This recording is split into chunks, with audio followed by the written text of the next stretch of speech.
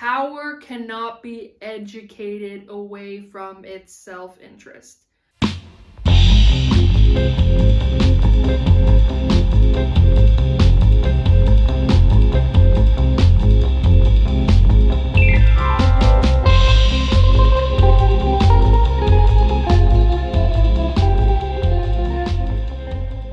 Okay, hello you guys, what's up? Welcome back to my channel.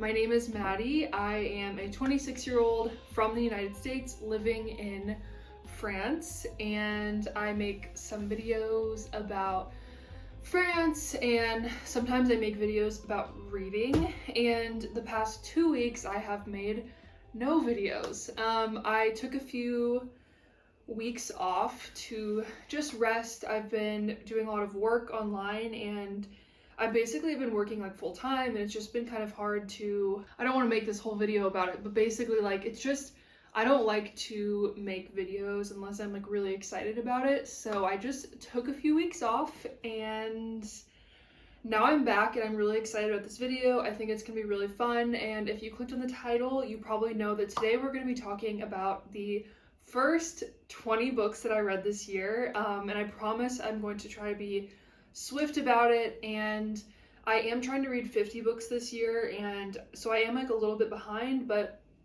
no big deal. I'm not going to stress out about it. This has definitely been quite a mixed bag of books so far, so it's definitely going to be interesting to see, kind of like review what I've been reading and talking about everything. So without further ado, let's get into it a little bit. So the first book I read this year was actually on my Kindle, and that was Exciting Times by Naoise Dolan. This is one of the books that I don't want to spend a ton of time on just because I personally just did not connect with it. I really disliked the main character. So basically Ava, she's from Ireland and she moves to Hong Kong to teach English, and she kind of meets this like banker guy. She's in kind of like a relationship, not relationship with him. He's really rich. I don't think a character has to be likable in order for it to be a good book, but in this one, I just found her kind of insufferable. I don't know how else to explain it, but I just did not connect with it. I read this because I had heard that it's kind of like Sally Rooney's books, Normal People and Conversations with Friends, which I love, but I just did not, which, yes, it is kind of like that because they're like, she's like experimenting with her sexuality, like seeing different people, like it's not straightforward type relationship. So I can see, and obviously and Naoise Dolan is Irish as well, so I think that's where you're kind of getting the comparison, but I just did not connect with it. I didn't like it, so I don't want to spend too much time talking about it because maybe you loved it, so we're gonna move on. Okay, the second book was so disappointing for me because I had heard so many great things about it, and I love like a fantasy fun type. I don't know, I really thought that I was gonna love this, and this one was Before the Coffee Gets Cold by Toshikazu Kawaguchi. And so basically the premise is it's about this coffee shop in Tokyo where you go in, you drink a cup of coffee, and you can go back in time.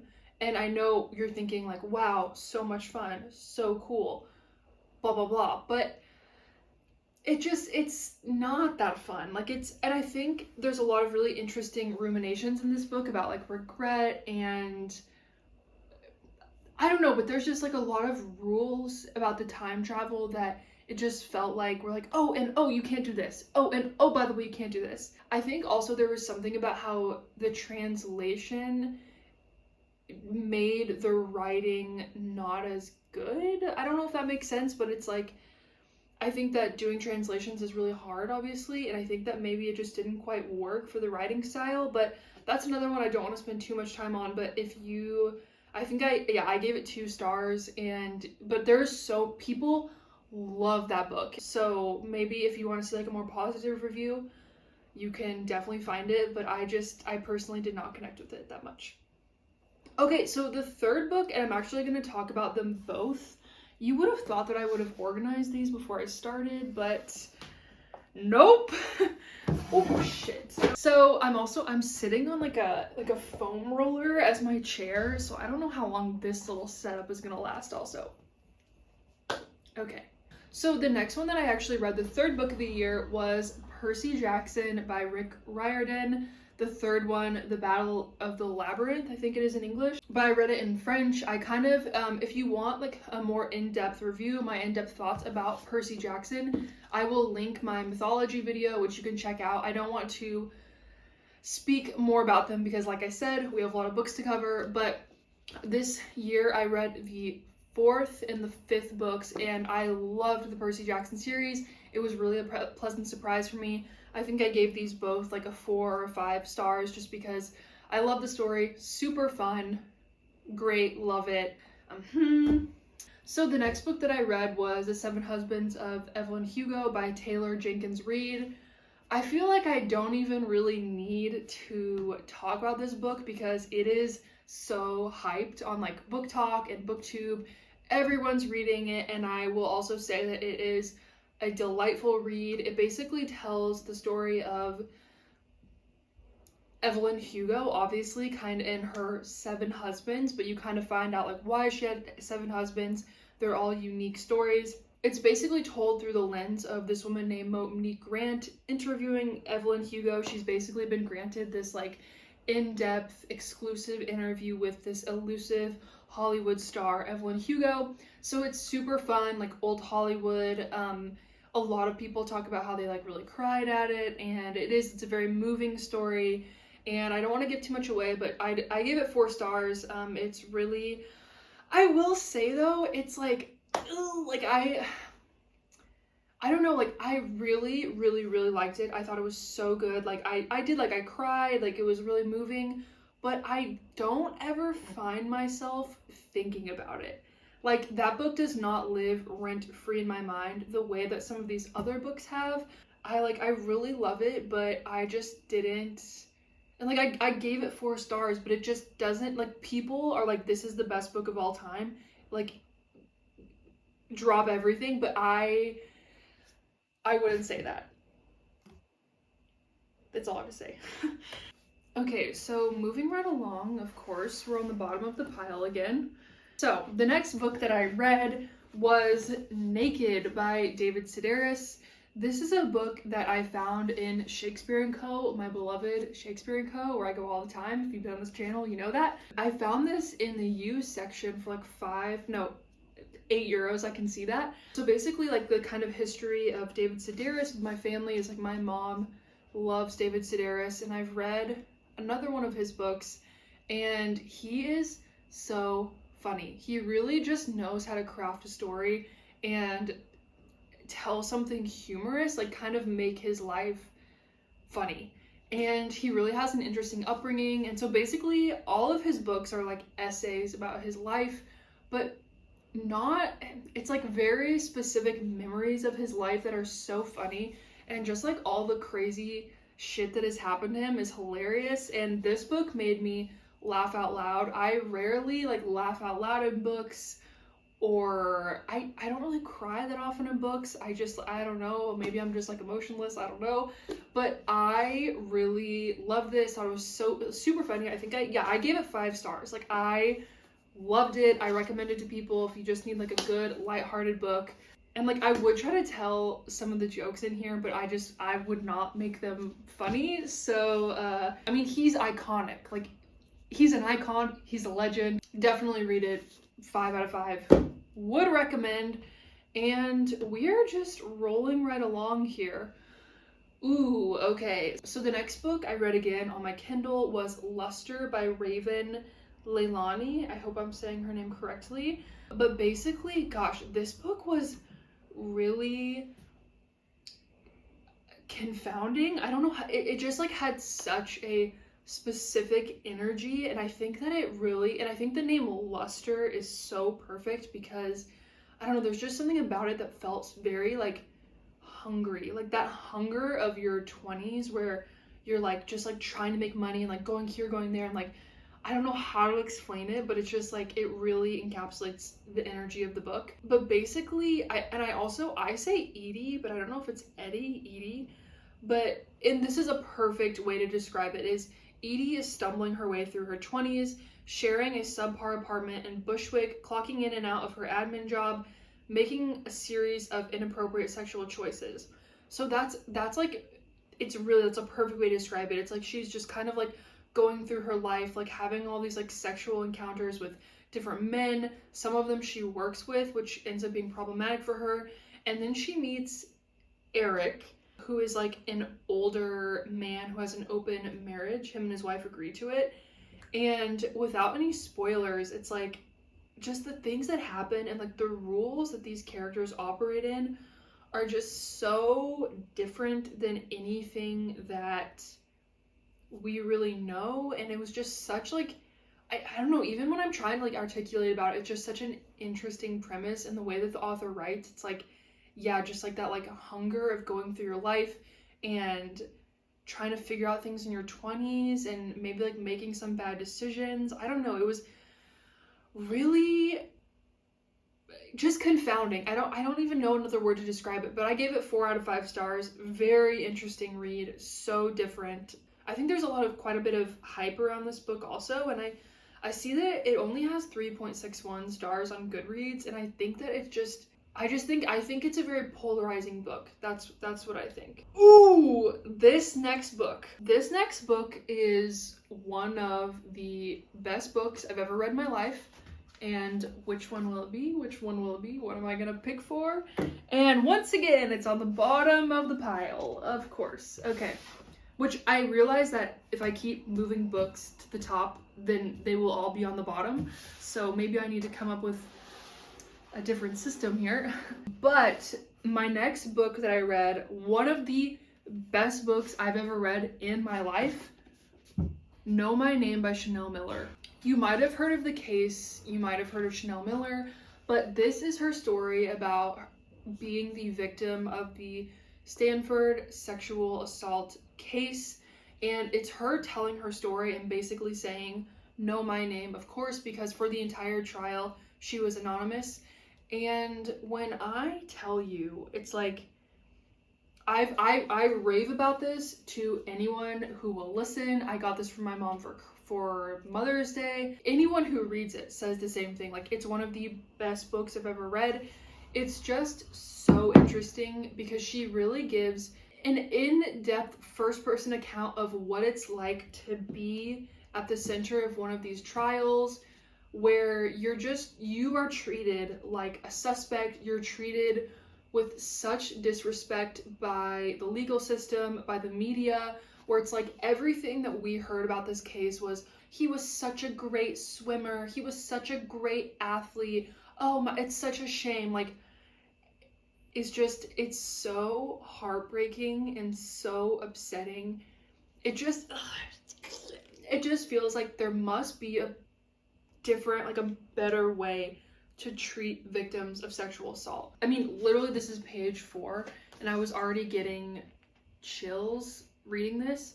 So basically the book starts out and she's kind of like, she's walking you through her night. She's like, oh, I had tacos and then my mom drove us. She's giving you these literally our kitchen wallpaper is striped blue and yellow. Like, she's giving you this very detailed account of what happened before the attack, the assault.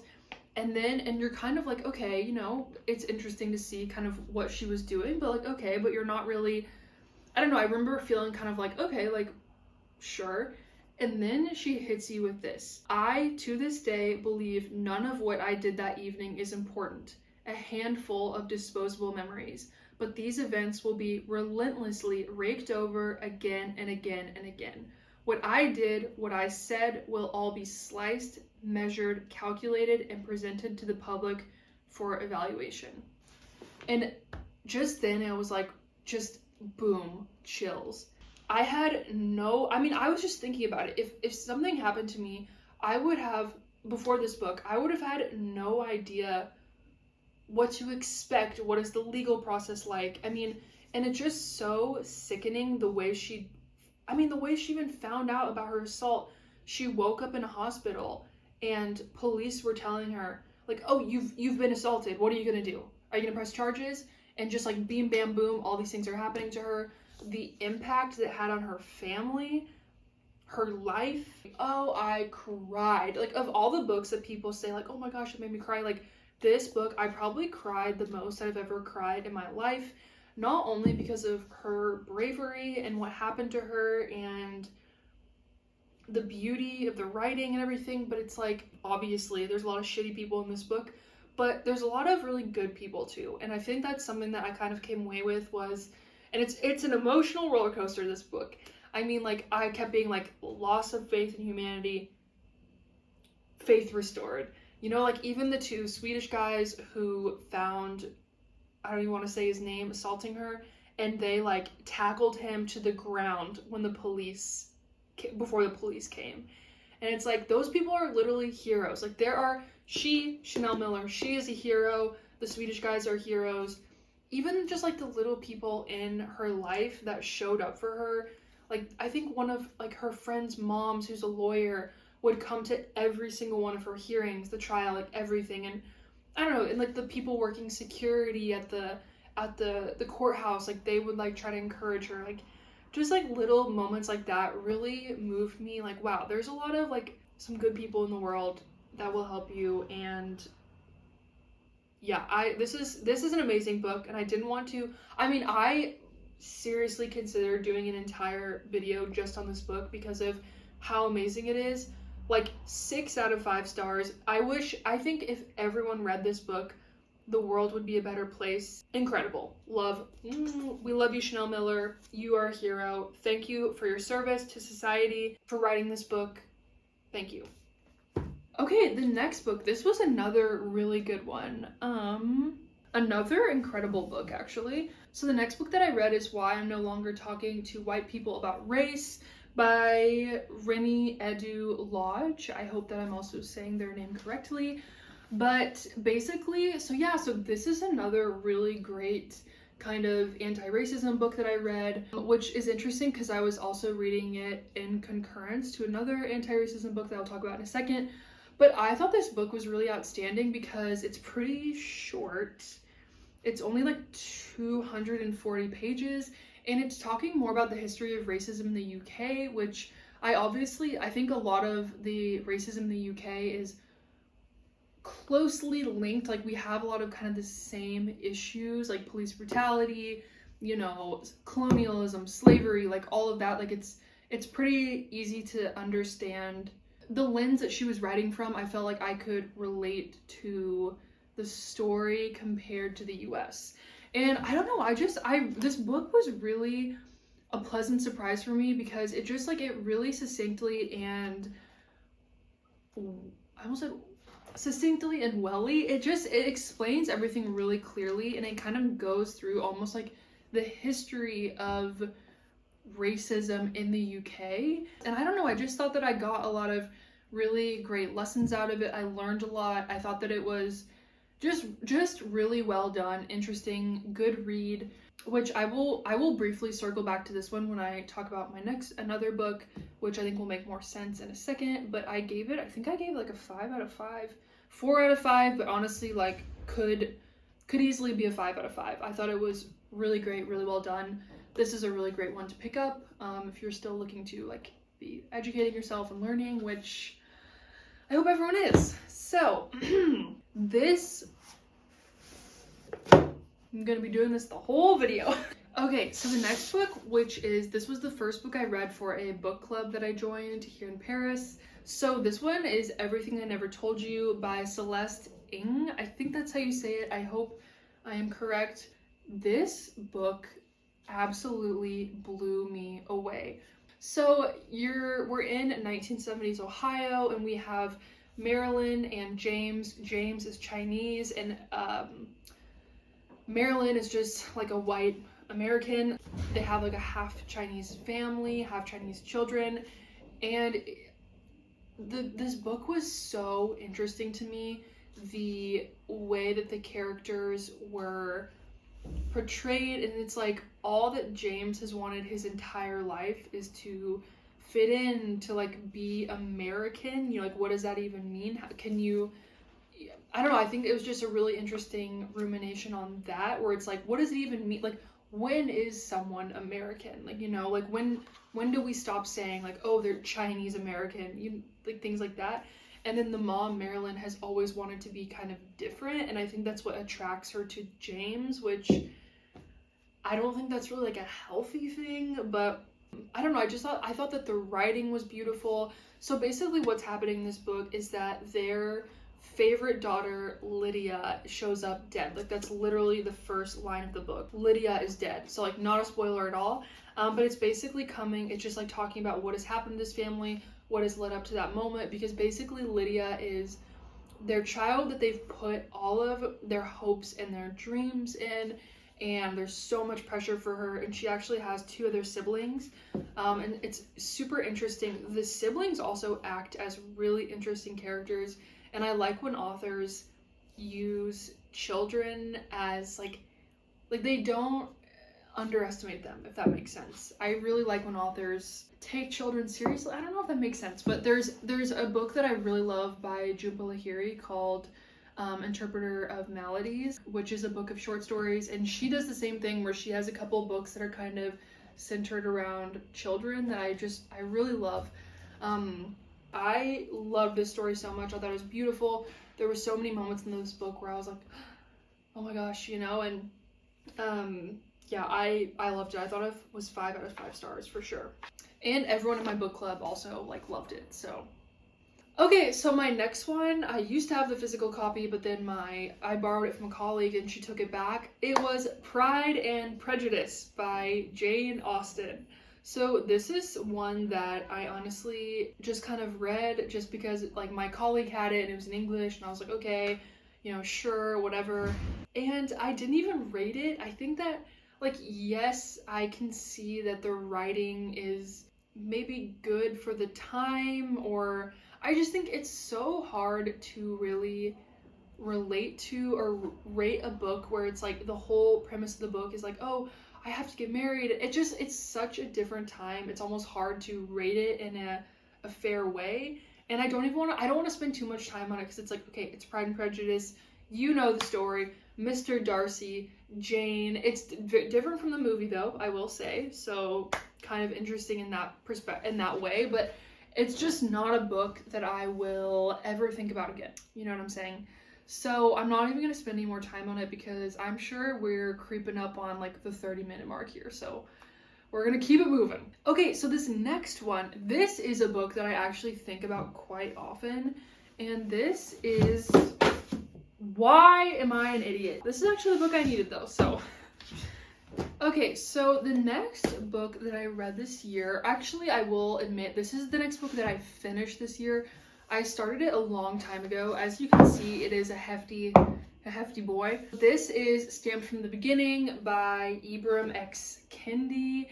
I actually bought this last summer. Like, a lot of people were talking about it. A lot of people were giving it as an example of like a great book that you should read in light of the continuation of the Black Lives Matter movement and everything like that. And I was like, I would really love to just read a whole history on the US, and I gave this one 5 stars. I don't know, it's so interesting after having read this of how people in the United States are kind of rejecting like critical race theory, because I don't know what people are so afraid of. Like, why are we so afraid of like the truth and history? Like, there's just so many things that I don't know why we don't allow people to have a more nuanced discussion about American history. But, and like, there's so many things that happen in this book. Like, I almost feel like I need to read it again because there's just so many names. Like, there's a lot going on in here, let me tell you.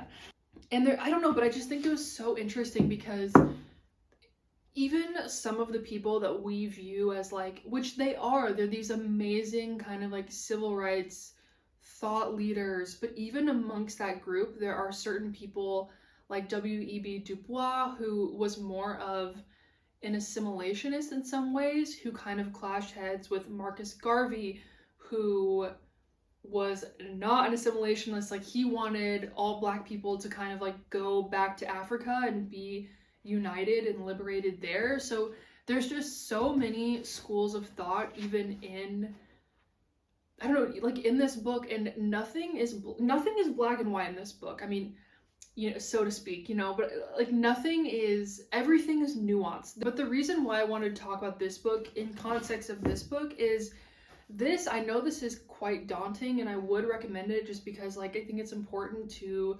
understand these things and to learn it and to just understand context and history.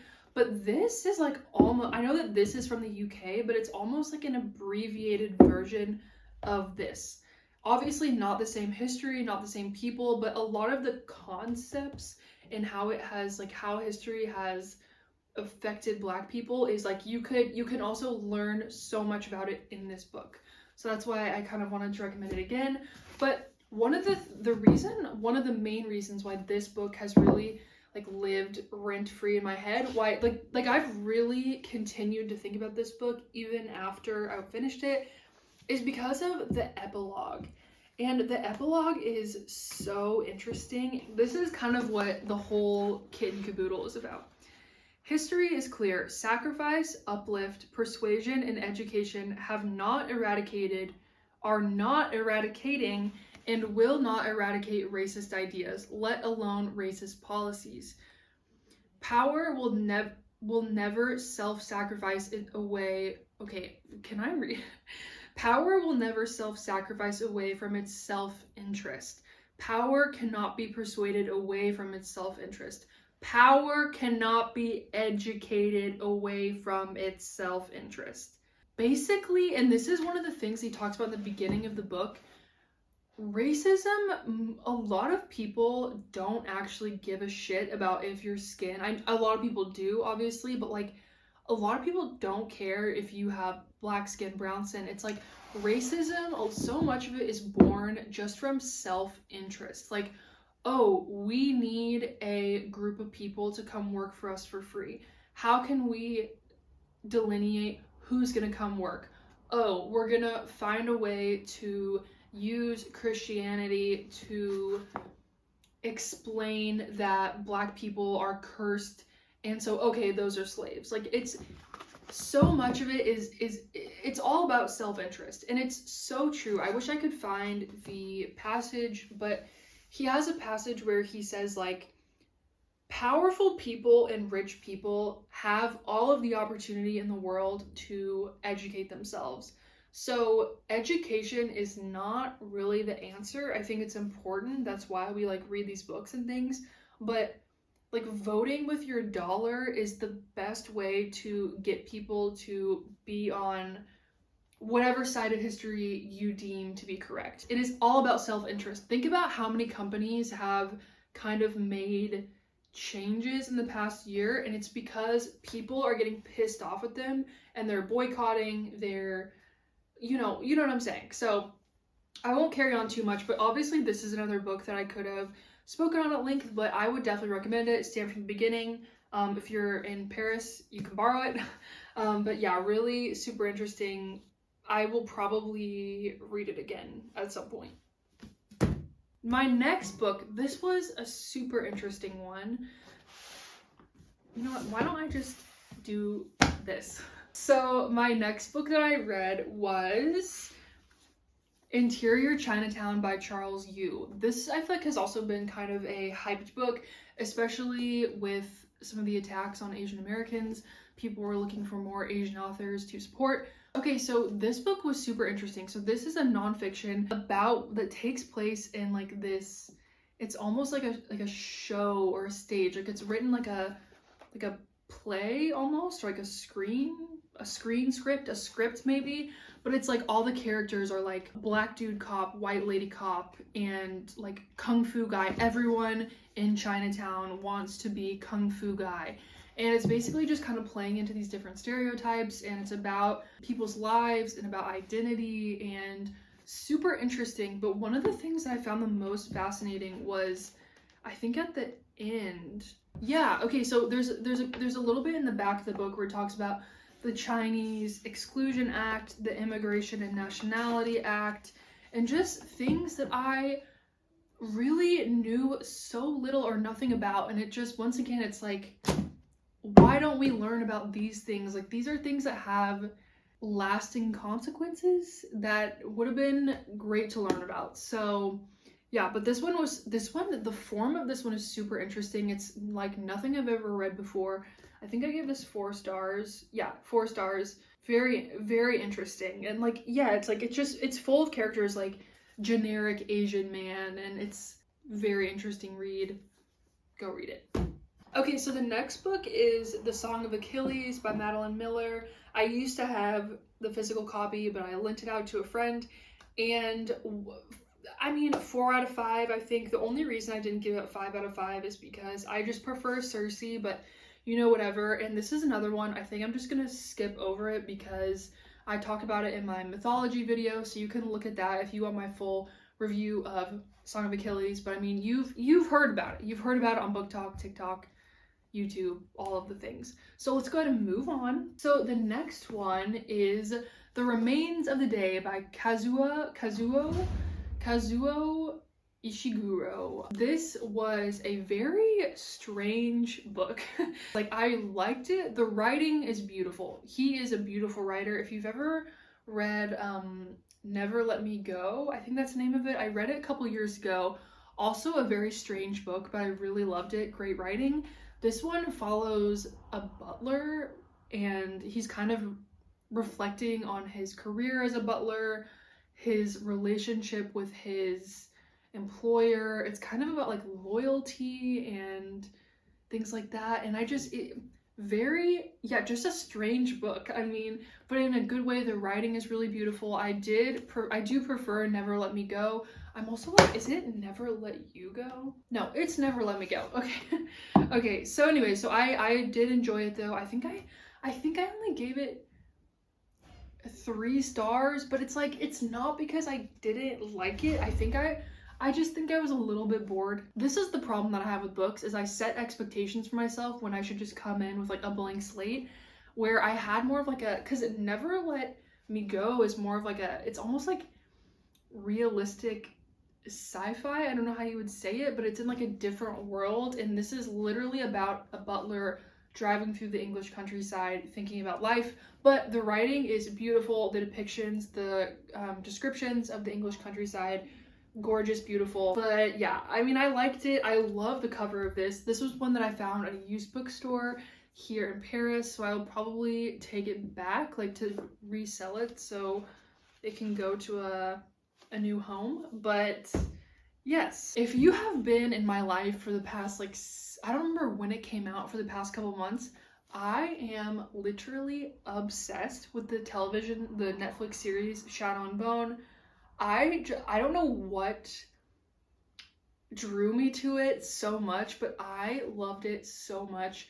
I just love like a fantasy story, I guess. So when I started Shadow and Bone, I didn't realize that it was also the Six of Crows, because I've heard nothing but raving reviews about Six of Crows, so that is definitely on my like summer TBR list. Shadow and Bone by Leigh Bardugo.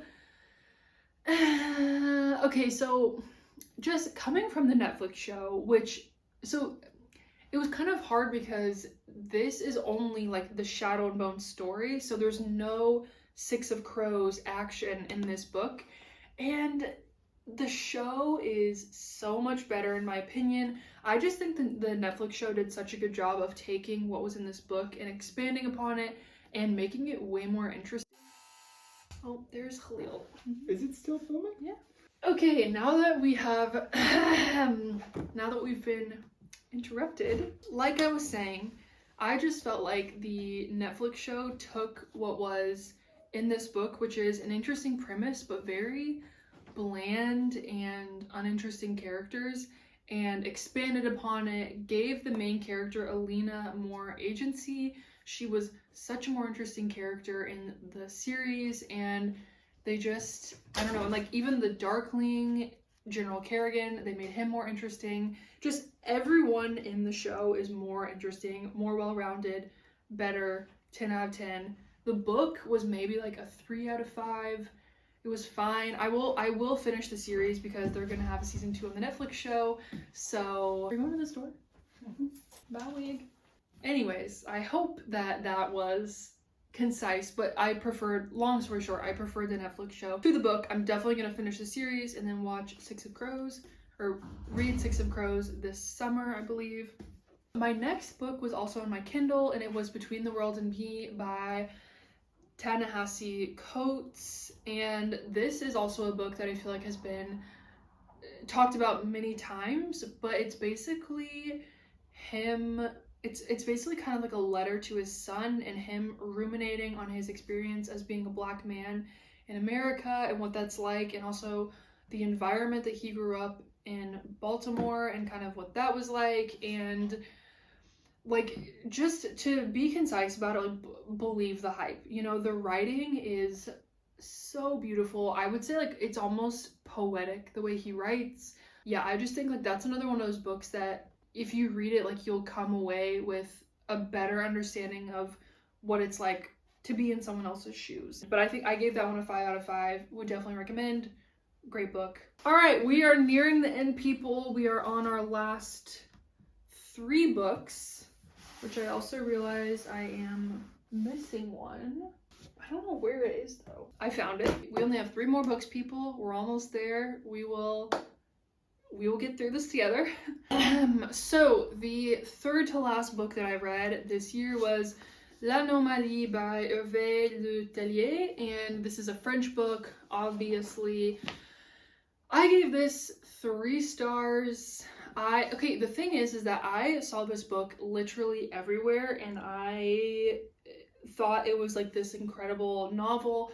Not saying that it isn't an interesting premise, because it definitely is. It basically, the first part of the book is like every chapter is from a different character's perspective, and then but each one is connected by this like really weird flight where there's like a ton of turbulence, which at first I was like, is this gonna be a flight crash book? Because I do not need that. I have enough anxiety as is. But actually, and then in the middle of the book, it like kind of flips to like a sci-fi type vibe, and there's a really interesting kind of plot that the author follows toward the end, where I was like, that is the most interesting part of this book. I wish the entire book was about that. But still pretty good, interesting, but like 3 stars. Not that, I don't know, I just like, meh, you know, whatever, fine.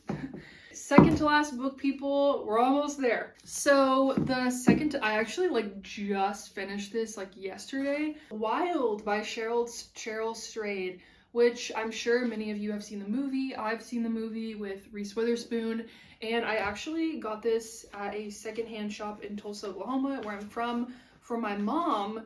And someone in here wrote, there's like a dedication to Sandy, love Mona 2017. So if your name is Mona and you're from Tulsa and you got a book for someone named Sandy in 2017, she gave away your gift. So Wild, once again, I'm sure many of you know the story. It's about Cheryl Strayed, and when she was 26, she hiked the Pacific Crest Trail from the Mojave Desert, California, up to Oregon, and it's basically about kind of her life after her mother died, and how Cheryl was a freaking mess after her mother died, and she was just making a lot of maybe not very good decisions for her life, her health, doing things like heroin, and you know, the whole thing.